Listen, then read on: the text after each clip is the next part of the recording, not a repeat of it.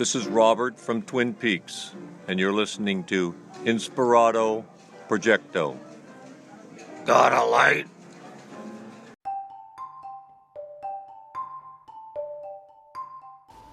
It's 10:51. Today's the 7th, April 7th. There's a piece of information that just blipped my antenna that I meant to talk about earlier. I cannot believe I didn't talk about earlier. I woke up this morning from I remember pieces of me being at what feels like right now, as I'm thinking about it, a meeting, some kind of meeting of sorts. And I'm getting images right now of beings that look like they're wearing masks, but I'm starting to think maybe they weren't wearing masks. Maybe they were creatures, possibly extraterrestrials. But that's the last thing I remember before waking up.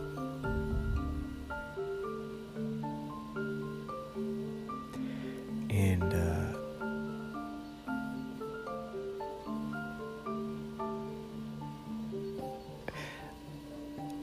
I'm curious if maybe tonight I'll go back and revisit them when I'm sleeping to see what we were really talking about.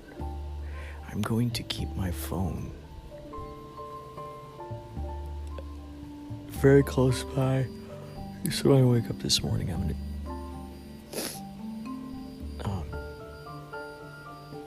gonna tell the story.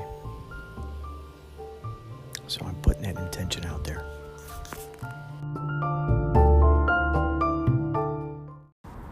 It's 1:56 p.m. Today is, what do we got here? The 8th. April 8th, baby. I'm walking little Sophie out here today. Beautiful day, beautiful sky. And I'm going to teach you a little bit about, maybe you already know about this, but the Rife Machine. Have you heard of Royal Rife? Royal Raymond Rife, Dr. Royal Raymond Rife. In 1933, he invented the universal telescope, which was made with prisms and quartz and could see up to 50,000 times more than today's telescopes can. So as one can imagine, he was able to see the tiniest little microorganisms that no one else actually knew existed except him. Can you imagine? It's being that kind of explorer where you're learning all this really interesting information like this, seeing all kinds of things that no one else can see, you know, and they're like, well, you're crazy. There's no way that exists. And he's like, I'm telling you. Wouldn't that be interesting if he was the first one to ever discover the tardigrade? You know what the tardigrade is? People call it the water bear. Hold on a second. Clean it up. You're in my pocket right now. I don't know if you can hear me. You're in my pocket right now. Hold on a second. We're almost done cleaning up this dog situation. Oh, God. Oh, the humanity.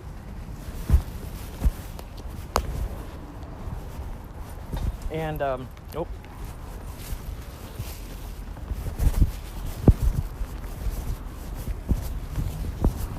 And, so yeah, he invented this universal microscope, and he also invented what later became known as the Rife Machine. Want to go around the block? And the Rife Machine, what's great about this, so he discovered that every organism has a frequency. And this follows right along with how opera singers can break glasses with their voice. They sing to the same frequency that the glass emits. So they first go ching, they do a little, they get the sound of it, and then they match that vibration. So it's like when you get -1 + 1 and it washes it out, it's 0. So what's interesting is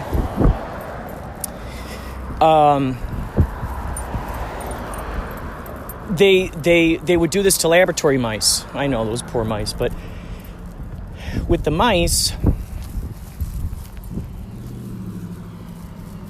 come on. With the mice, they would, and this really sucks, but they would inject the little fellers with different cells, cancer, paramecium, herpes, hepatitis, all these different things, and then he would find out the specific frequencies and document them. That would, what are you doing? You're eating the grass. And it would shatter these things.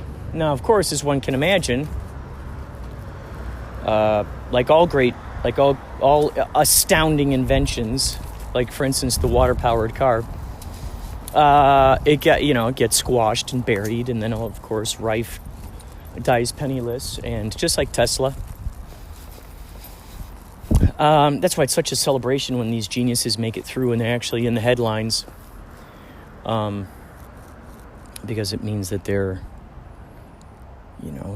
they haven't been compromised by the higher ups, if you will, by the man. And Royal Rife, I believe his machine was destroyed, but you can actually get Rife machines online. There are great videos of Rife talking about his microscope, talking about demonstrating his machine. What's interesting, there is some modern videos. Lyme disease. I mean, anything you can imagine. There's a whole list of frequencies.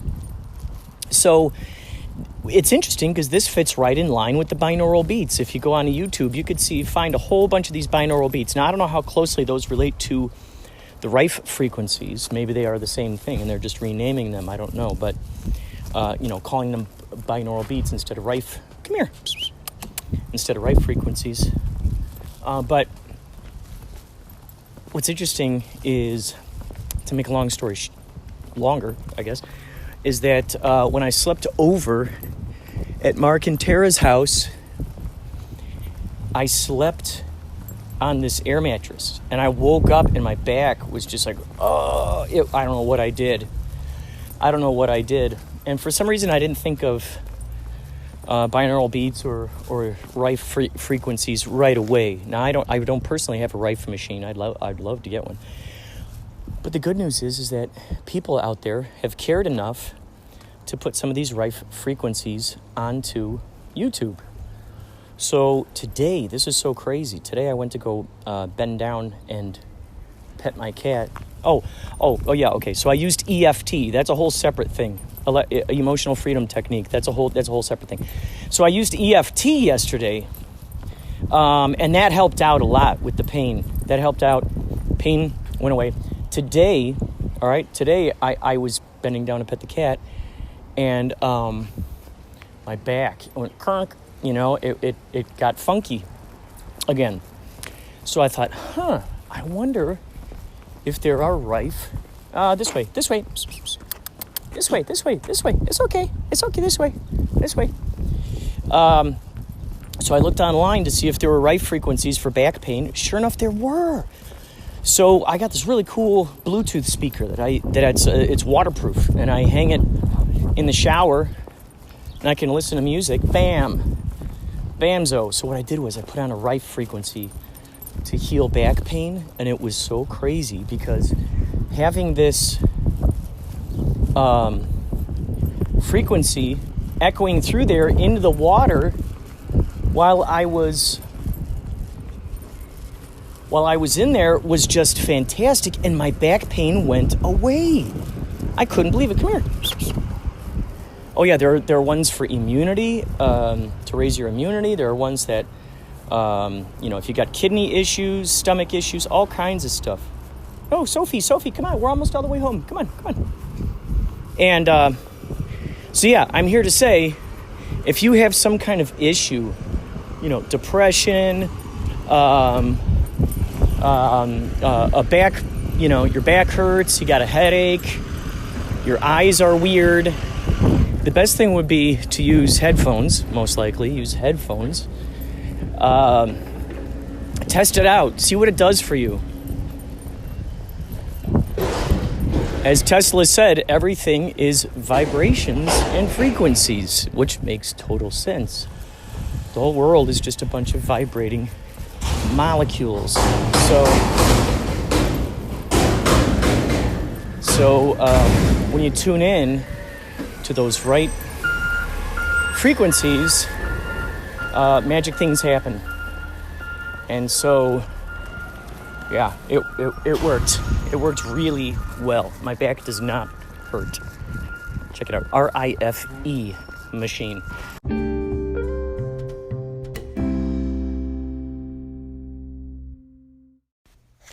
Hey, Inspirado man here.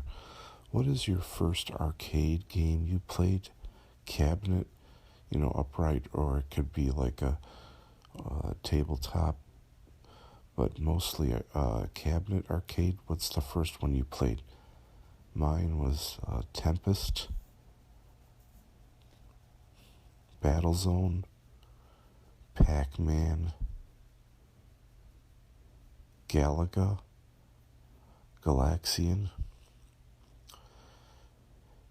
Dig Dug, Space Invaders, and I remember playing Asteroids. What are your first arcade game?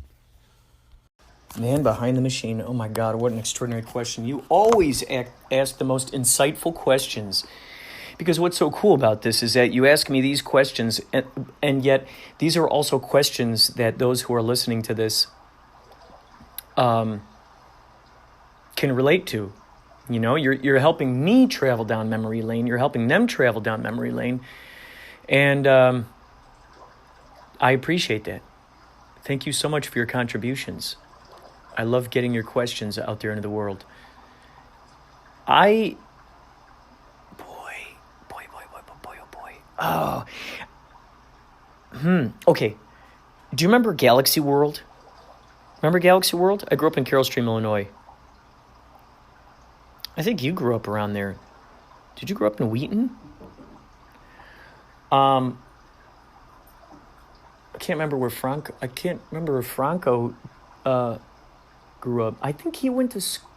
I think that's where my brother met him at Glenbard North High School. So I don't know if you guys lived in Carroll Stream or Glendale Heights or whatnot, but there was Galaxy World over there on Gary and North Avenue, and so I'm trying to figure out if that came first or Showbiz Pizza or the 7-Eleven.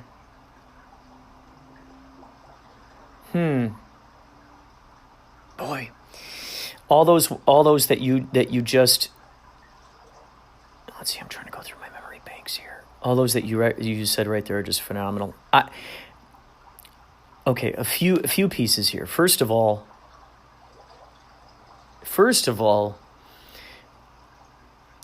okay, I'm trying to go backwards here. I remember my parents would always tell us, don't go to Galaxy World. We'd go, hey, we want to go to Galaxy World. It's an arcade place. And they'd say, no, don't go up there.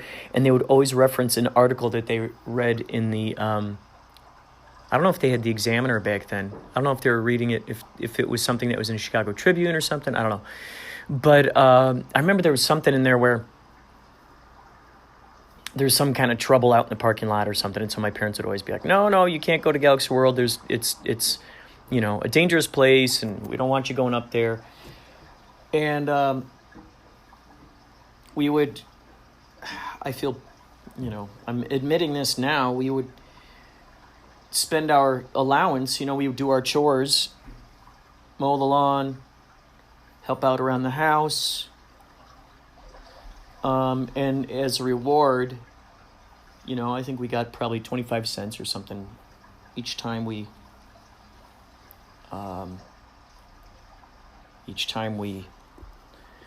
did one of those chores. So we just imagine how long it would take for us to save up $10, and then we would secretly ride up there on the weekends and blow our $10 of allowance on video games at Galaxy World. I remember at Galaxy World there was a really interesting Star Wars game it was one of the earliest versions of a sort of three-dimensional game that I remember ever encountering. And it was fascinating. The whole thing was you were basically flying in the Death Star. You're in those, how like in Star Wars where it shows like, and there's just like all those things to duck under and stuff. And it was very, I guess polygons is the right word. There was, the polygons were not filled in. It was just green. And that was just so much fun. I loved that one. I remember Dig Dug, Galaga, Mr. Do, Mr. Do's Castle, maybe? I loved, what was it called? Not Road Runner. Rolling Thunder. Yes. And that had a similar kind of game like Shinobi. I loved that game. I also loved a game called Empire City that took place back in the 50s during the mob time. And so all you had was like a target. And you'd be searching for the bad guys, for the mobsters, up in the windows. And it'd go, bah, bah, bah, and you'd have like 10 seconds to like look for them up in the window and get them. Sometimes they had a damsel in distress that they were holding on to, and you're like, oh gosh. That was really exciting. I love that one. I remember when, where did I first see Dragon's Lair? I can't remember if was Dragon's Lair at Galaxy World? It had to have been. And that was just such an intriguing game because it was the first time, it was so revolutionary because it was a cartoon. And you're going, how the heck how is this working here? The interesting thing was you had to match your movements up to what it was doing. And then Showbiz Pizza had a game called Space Ace, which was by the same makers of Dragon's Lair. And it's funny because when I end up doing Kapow 2 years ago, I end up meeting the voice of Space Ace. I mean, that's a whole side story. So that blew my mind. I'm like, wait.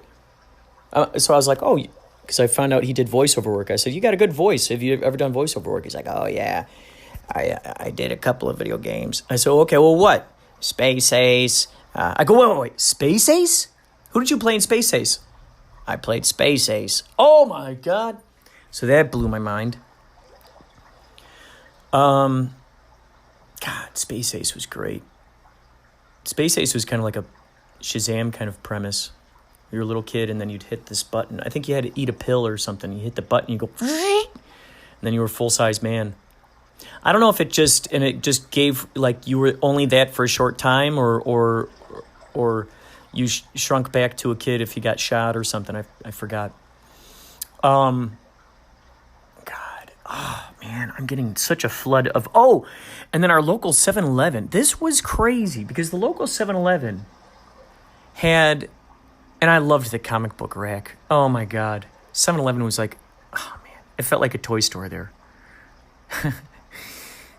Between the Big Gulps, the candy, the Garbage Pail Kids, the Hubba Bubba. Oh, what was that? Big League Chew. Big League Chew was great.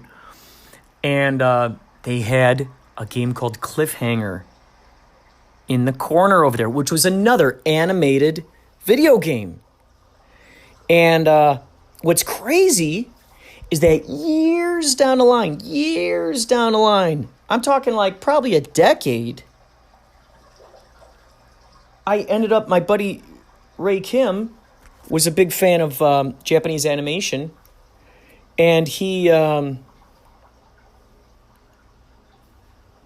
we would watch the animes that he had, and one of them was a movie called Castle of Cagliostro.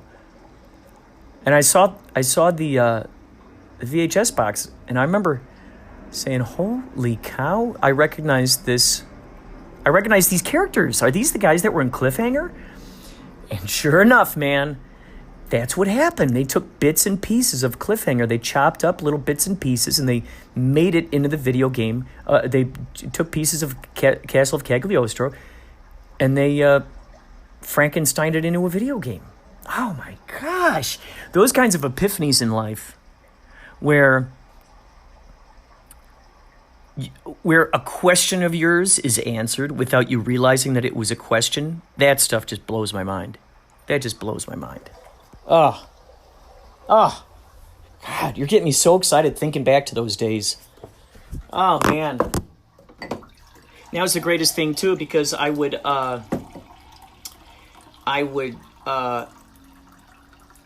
it was so awesome, like, when you're able to put your name in there, and then, you know, like, on the scoreboard.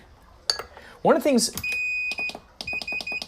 things that I couldn't understand was, like, how is my name still on the scoreboard? Like, are they just not unplugging the machines at night? Are they just leaving them plugged in, or what? So, just fascinating. So fascinating. Gosh. Just fascinating. Oh, man. You are getting me so excited thinking about those days. You know, and what's so interesting, too, and this is crazy, there was a game there. Oh, my brother loved Turbo Run. Oh, my God, he was so good at that. He was so good at that. I think that's one of the...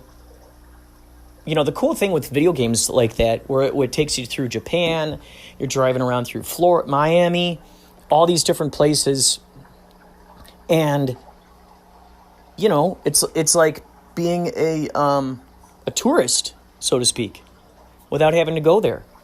You know, it's like the poor man's version of tourism. It's just great. Similar to reading a National Geographic, I would assume, except you're in the driver's seat driving around. I remember my cousin gave me her old Datsun. I want to say it was called S10 or something. She gave me this old rusty white Datsun. It was rusty. The clutch was broken. And she goes, "Here, have my old Datsun. As soon as you fix the clutch, there you go, it's yours." And I remember that car just sat there for the longest time until my brother's friends, these two brothers, Matt and Jason, these guys were just wizards with cars. They loved fixing cars. And for free, those guys put the clutch into that car in my driveway. Wow, you're just conjuring up so many memories here. And before that car got fixed, my dad also had Datsun turned into Nissan, didn't they? So my dad had a red Nissan Sentra that was stick shift. So he was teaching me stick shift on there. He took me around a couple times to some open parking lots and some streets, and got me to kind of learn how to do the clutch and the gas and all that jazz. And what really helped, I had this theory. This is crazy. There was a game. Oh, well, first of all, there were very few games that took two quarters or two tokens. Very few. One was Dragon's Lair. And I believe this driving game that I did, I think that was 2 quarters at Galaxy World. And that driving game, what was it called? It was not Turbo Run. It was a different one where you sat inside of it. Like Turbo Run, you sat in sort of a car, but it was like you were in a convertible. This one, you were like in it. And the cool thing about that game was that it had a clutch on it. So I taught myself stick shift on that video game. Thanks to my dad. My dad started me off, getting acquainted with the real deal. And I thought, this is cool. So like while I'm waiting for my car to get fixed, let's do this. And so that was just the coolest. That just felt so good to learn that. Oh man, that was just, I felt so good about that. And I'm trying to think of what some of my other favorites were. I just remember seeing Silver Spoons, watching Silver Spoons. This is the other thing that it's an interesting memory. I just remember watching Silver Spoons, and Ricky Schroeder's character had his own video games, cabinet games, and that was an unheard of thing. That was like, what? Like, you just don't see that. Like, that was the first time where you were like, whoa, like, these people are playing video games at home. And they had Dragon's Lair there, and I thought, oh my God. And this was the interesting thing. When I was a little kid, my mom used to take me around auditions around Chicago, and so that's how I ended up getting into the Blues Brothers and just a bunch of, I was mostly in like catalogs and on cereal boxes and ads in the newspapers and all kinds of different stuff. And, do you remember the Pixel, what was it called? Pixel 1000 or Pixel 2000 or something? It was a camcorder for kids. I believe it was basically made for kids.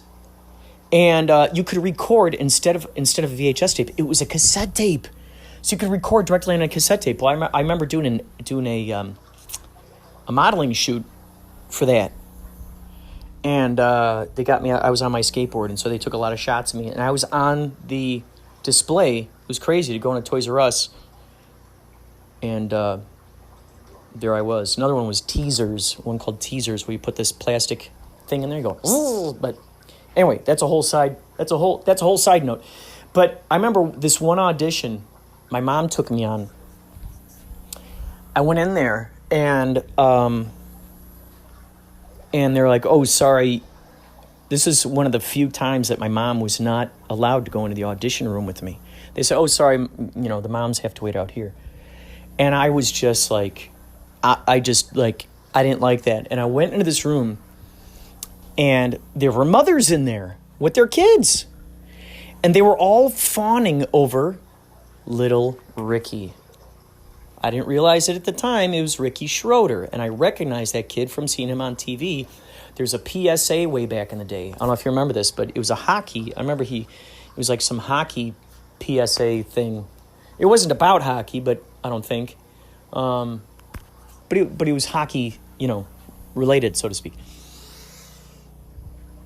And I'm like, oh my God, that's the kid. And all these ladies were like, oh, look how cute he is. And I think it was a combination of things. Number one, I was jealous. Like, why aren't they fawning over me? Why aren't these ladies like, telling me how cute I am? And then the other thing was, well, this is unfair. Where the hell's my mom? And I remember just storming out of there. I'm like, Mom, let's go home. She ended up finding out later, because she didn't know what the audition was for until later on. Apparently that audition was for Silver Spoons. So once I learned that, after, and then we started watching the TV show, throughout that whole time, I felt like I had a kinship with, I remember just having a grudge against Ricky Schroeder. I mean, but hey, why? I just remember sitting there thinking, oh my God, if I was on Silver Spoons, I could be playing Dragon's Lair. I think that was the main reason why I was jealous, because he was in such close proximity of Dragon's Lair all the time. And it was like, it's just like, oh, that could have been me on there. And then as a result, Jason Bateman got his start on there. And I kind of felt like a kinship with the kid. So I always love watching Jason Bateman work. And then years later, I ended up doing extra work. Once I moved out here, I ended up doing extra work for NYPD Blue. And at that point, Ricky Schroeder was on it. Little did I realize that one day I'd end up working on the same show as him. And Dennis Franz was on there. He was a fellow Chicagoan too. So it was really It's really really quite interesting the way that the universe works. You just never know how things are going to pan out. So, gosh, thank you, man. You just opened up an archive of information that I have not talked about in a long time. All right. Wow. All right, man. Take care. Take care. Stay inspired.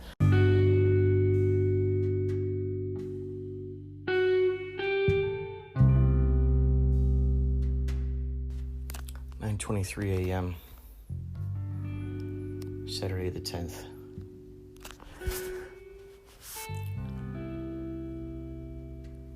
In my dream, I just woke from a dream. I was going to a Columbia College function. I was going to meet old Columbia College friends. And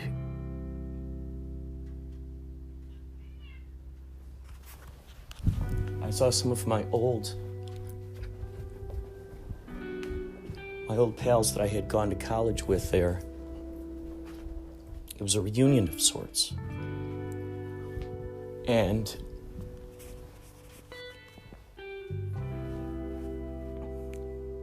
it was outside in some sort of this open area, and there's a bright flash in the sky. Bright silver flash. And it started raining down, like all at once, all of this silver. Like what comes to mind is colloidal silver, like that liquid silver, fell from the sky. And everybody got wet. And so I called an Uber driver so I could go back home. But while I was walking down to the pickup spot, apparently the pickup spot was like down the hill.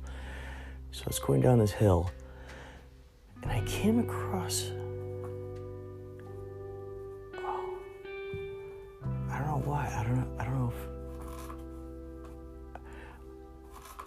know if I knew these people. I got the feeling that I knew these people, but maybe I didn't. But I remember there's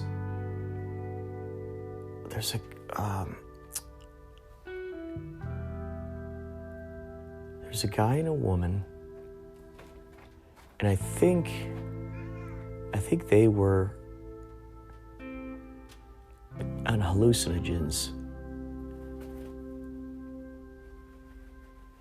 They were very intimate with each other. And now I don't know if I was just seeing this as a ghost or if I was there and they just weren't, could care less whether I was there. I just remember her playing with his face, just like pushing into his rubbery, like he had like rubbery eyeballs. And she was like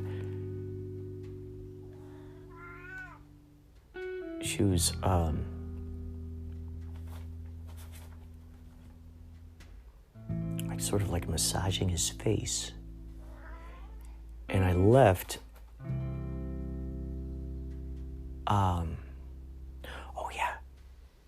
I left because I'm looking at my app. I'm trying to find where on the Uber driver app, you could see the little spot where the car is. And I remember I was up kind of on this embankment. It was almost like there was like a parking lot, and I see it's like the Uber driver's looking for me. They're in like in this little blue car. They're driving around, and I see them, and they go, and they skid out, and I go down this like little embankment thing, and there they are. And they just pulled into the spot. And they he said, sorry we're late. Did you see that thing that happened in the sky? And I said, yeah, absolutely. I want to go home. I need to get a shower. And I remember I was supposed to meet, maybe it was at the Columbia College function, but I was supposed to, I almost feel like it was David Lynch.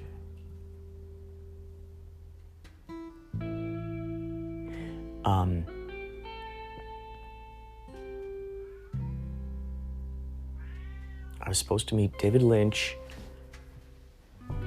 and and some other people. There's a woman named Vanessa. Oh, there's a woman who I think was supposed to be China the wrestler, with shorter hair.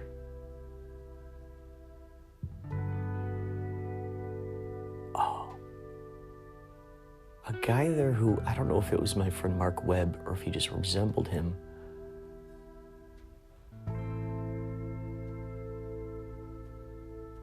Who else? So,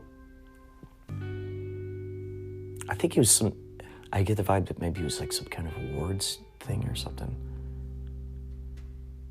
And rather than going home, I just had them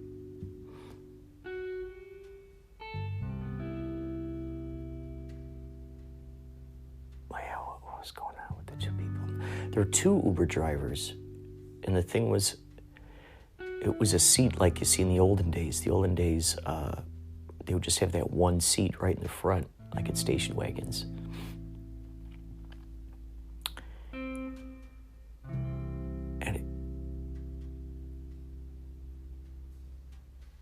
Driver kept trying to make out with his friend, his friend's like, what the hell are you doing?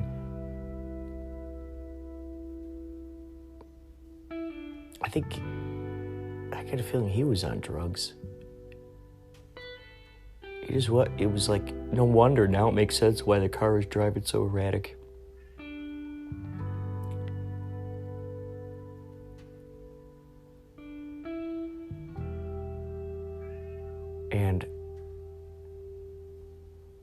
We were talking, they're like, oh, sorry.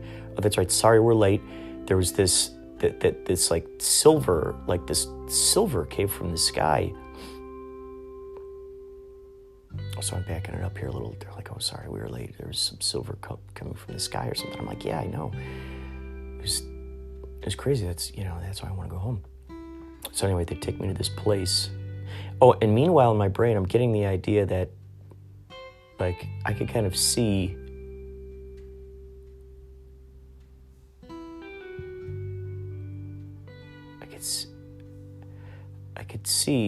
like in my mind's eye that the people at this award ceremony or whatever this was, it was a theater of some sort. So I think someone was being honored for something.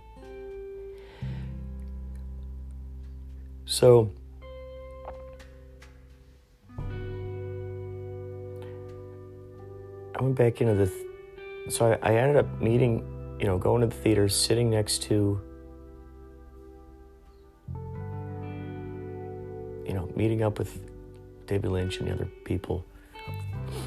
And again, I don't know if this is connected to Columbia College. The Columbia College event, I'm thinking maybe it was.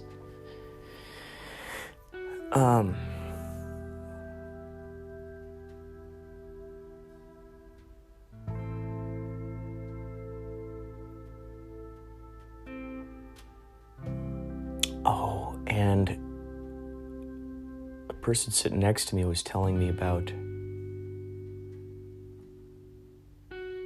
what happened to them.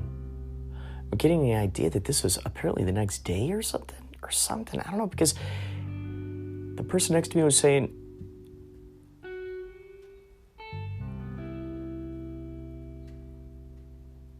or maybe it was that very same day, I don't know, but the person next to me was telling me that they heard like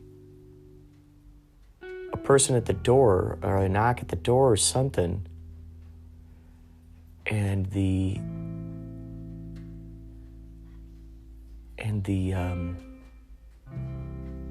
They would go to the door, but nothing was there. Like maybe they were visitors. Anyway, that's all I can remember of this dream.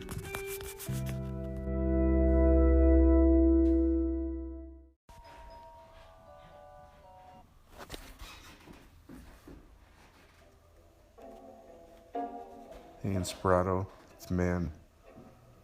What is your favorite earliest Christmas memory? I could tell you mine. 1979, getting the Atari 2600, playing the boxing game, Pitfall, Frogger, and Pac-Man, and plugging a cartridge in to the 2600. I thought it was just the most amazing, magical thing. And then getting like the first flight simulator video game for my TV set, like those big 80s TVs. I figured it out, plugged it in the back.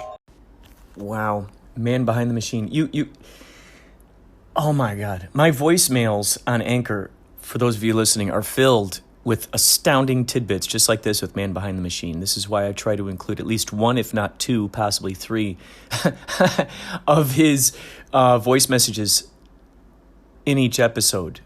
And you can too,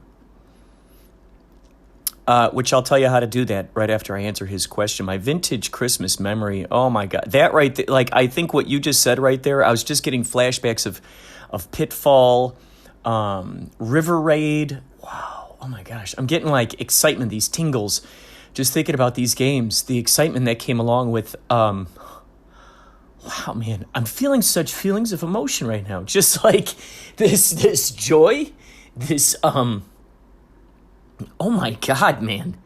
Dude, you just blasted me with, whoa, man. You just unlocked, wow, dude. I'm getting images.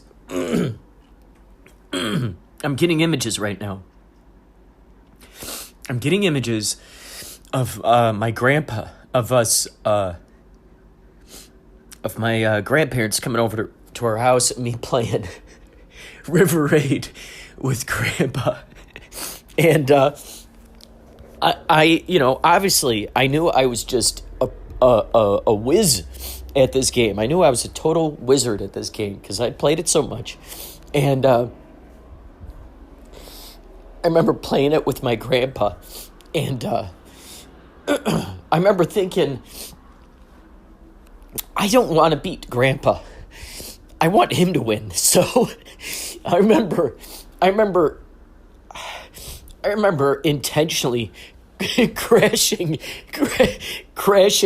into those rock walls or getting shot and getting exploded in areas that, man, I was just a whiz at going through. And I remember going, Grandpa, you're really good at this game. And I think he was on to me. I think he knew that I was intentionally doing that. I really wanted him to feel good. I really wanted him to feel great about his first time playing this game. And, oh my gosh, man. It was such a joyful memory. And I remember, too, talking with my cousin Kelly about Pitfall. She loved Pitfall. I loved Pitfall. And I don't know if she was joking with me. I don't know if she was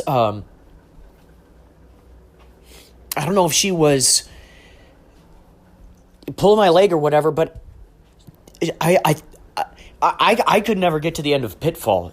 I thought there was an end, but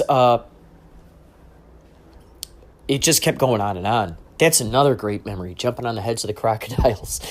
Trying to get. I really want to play these games now, which is great because they sell those systems.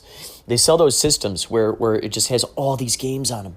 But I remember my cousin Kelly telling me that I think she said that she had won it.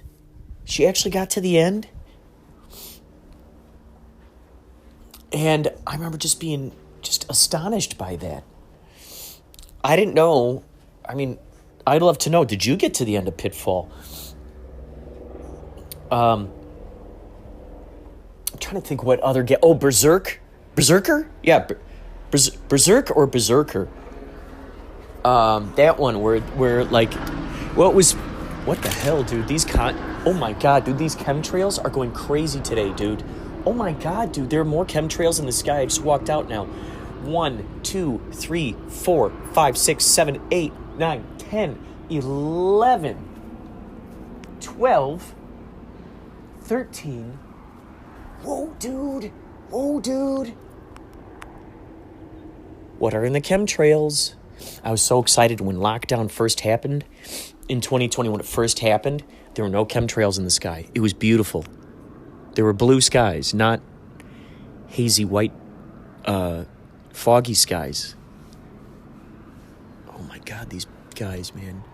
Someone up there knows. If there are any psychics listening, tell us what motivates these chemtrail pilots to do what they do, and what are in those chemicals. This is quite crazy. Anyway, Berserker, what was interesting, the covers of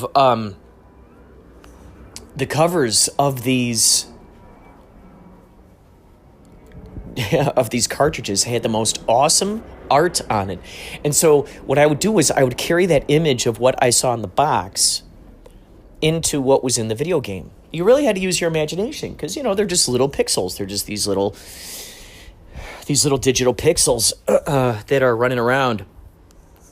And so Berserk, I think they were like mutated monsters or something, and you had to shoot your way out of there. I don't think you had to shoot them all. I think you just had to survive and get into the middle. I loved Combat. Combat was an awesome game because that was like, 40 games in one, just different variations of the tanks going after each other, airplanes. I forgot what the other one was. Wasn't there another one? Boats? Was there boats in there? I feel like it was like each thing in the military. Army, Air Force, Navy. I don't know if there's a Marines thing, but I remember specifically tanks and airplanes. That was a lot of fun. That was a joy. Oh, man. And, of course, going over to my Aunt Evie's house. The family would go over to my Aunt Evie's house. Evie, which was interesting. Evie, E-V-E, Evelyn, but we called her Evie. The beginning of her name is Eve, and she was born on Christmas Eve. And so it was a combination of Christmas Eve that the family was spending together and also Aunt Evie's birthday. And I just remember how enjoyable that was, and the anticipation that came with what kind of... and Evie would also give us each these huge Ziploc bags. It was the first time in my life I'd seen such big Ziploc bags, and she would fill them with candy. She would make, these wonderful cakes. She'd make the, what do they call them? Like the nest? Like the... I want to say, like, it was a kind of cookie that was, like, called a nest or something. It was made with, like coconut dipped in chocolate, but then in the middle, like, the eggs of the nest were peanut M&Ms. And, gosh, man, you just unlocked a tidal wave of memories. They're still coming, but I'll stop it there. Thank you, man behind the machine. Wow, dude. Wow. I don't know when I would have talked about that otherwise. Thank you. Keep those questions coming. For anyone who wants to contribute to this podcast, you can go to anchor.fm/Inspirado Projecto, and there's a little thing on there that says voice message. You can actually leave me a voice message. You can also call the hotline, 561-203-9179.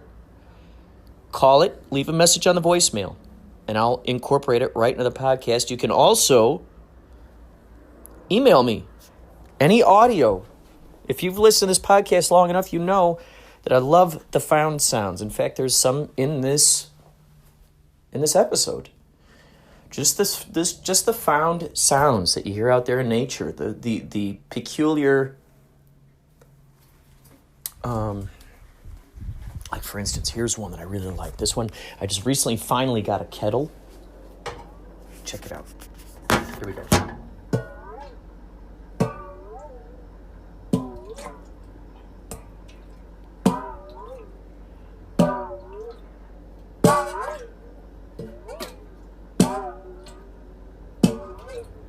I've always loved that sound.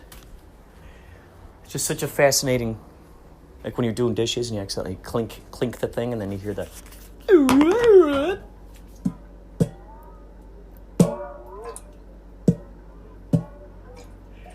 That might be fun to slow down and to see what kind of see if there's any sort of like language speaking through that water. Anyway, man behind the machine, wow, you are aces, my man. Thank you for calling in. Thank you for another trip down memory lane. And may you have an extraordinary day.